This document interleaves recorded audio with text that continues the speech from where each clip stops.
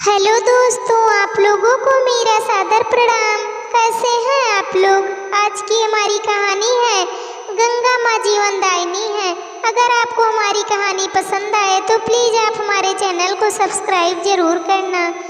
रहीमन हुए नर मर चुके जो कहूँ गन जाए, रहीम दास जी के दोहे की यह पंक्ति मंगू के कानों में गूंजे जा रही थी।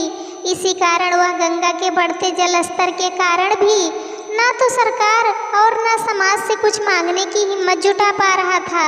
हर वर्ष की तरह यह बरसात भी उसके धैर्य की परीक्षा लेने को आतुर थी। थोड़ी बहुत खेती जो गंगा किनारे थी वह गंगा की गोद में समा चुकी थी। पिछले कई दिनों से बरसात के पानी ने उसकी झोपड़ी को तरबतर कर दिया था। ना तो घर में आटा चावल था और न सूखी लकड़ियाँ। धीरे धीरे बांध से आने वाले पानी ने गंगा के जल स्तर को बढ़ाने के साथ उसकी मुसीबतें और बढ़ा दी थी। गंगा किनारे लोगों को प्रसाद बेचकर उसे कुछ पैसे मिल जाते थे, मगर इन दिनों उनकी भी उम्मीद न रही। घर में भूख से परेशान उसके बालक माँ से बार बार कहते, माँ भूख लगी है, कुछ खाने को दो ना।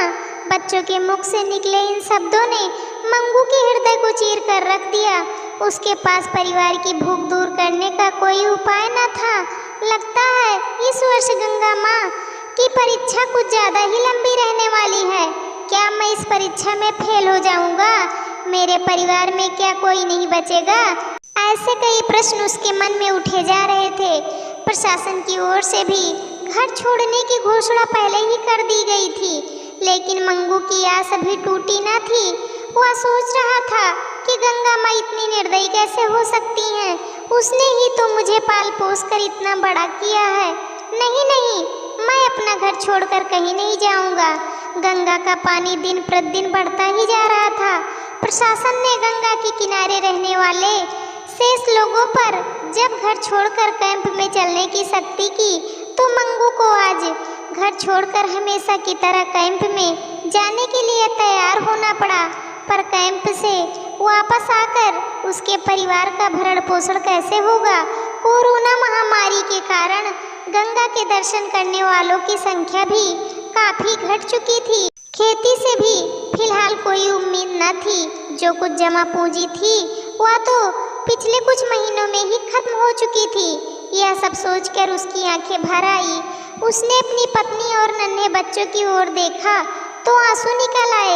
उसने आंखें बंद की और हाथ जोड़ गंगा माँ से प्रार्थना की, हे माँ, आज तक तूने ही मुझे जीवन दिया है, तेरा दिया ही सब कुछ है मेरे पास, मगर अब और सहने की ताकत नहीं है। भूख से मरने से अच्छा है तू अपनी गोद में मुझे जगह दे दे, जिससे मैं भूख से बिलखते अपने परिवार को तो न देख सकूं। पत्नी भी कहने लगी, माँ तू मुझे अपने साथ ले चल, अब और नहीं सहा जाता। दोनों लोगों की आंखों से आंसू गंगा में गिरने लगे, मगर आंखें खोलते ही वे अपने आंसू छिपाने का प्रयास करने लगे। तभी मंगू को अपने पास से बहती माँ की एक मूर्ति दिखाई दी। मंगू ने जब तक हाथ बढ़ाकर उसे पकड़ने का प्रयास किया, तब तक वह उससे दूर जा चुकी थी। गंगा का पानी घुटनों तक आ चुका था। मंगू ने हाथ जोड़ माँ को प्रणाम किया। तभी उसे अंतर्मन में एक अजीब संबोधन सुनाई दिया, मंगू वत्स, मैं मोक्षदायिनी ही नहीं जीवनदायिनी भी हूँ। मंगू ने आँख खोली, देखा देवी माँ मुस्कुराती हुई दूर जा चुकी थी। वह वापस मुड़ा और आगे बढ़ा। तभी उसके पैरों से एक छोटा बॉक्स टकराया। उसने उसे पकड़ लिया। देखा तो उसके आश्चर्य का ठिकाना न रहा। उसने अपनी पत्नी को रोक कर कहा, पार्वती देख, माँ ने हमारे लिए क्या भेजा है। पार्वती ने देखा, अरे यह तो माँ के श्रृंगार के आभूषण हैं, नाक की नथ, कान के कुंडल, हाथ की अंगूठी, कंगन, पायल सब। दोनों ने उस बॉक्स को अपनी पोटली में रख लिया और दोनों हाथों से माँ को धन्यवाद दिया। अब मंगू और पार्वती समझ चुके थे कि सचमुच गंगा माँ जीवनदायिनी है। उनकी श्रद्धा, भक्ति एवं विश्वास की जीत हुई। उन दोनों की करुण पुकार और उनके आंसू गंगा माँ के हृदय को गीला कर गए। अब मंगू और पार्वती दोनों बहुत खुश थे। जाते जाते गंगा माँ ने अपने आभूषण देकर मंगू और उसके परिवार का जीवन जो बचा लिया था।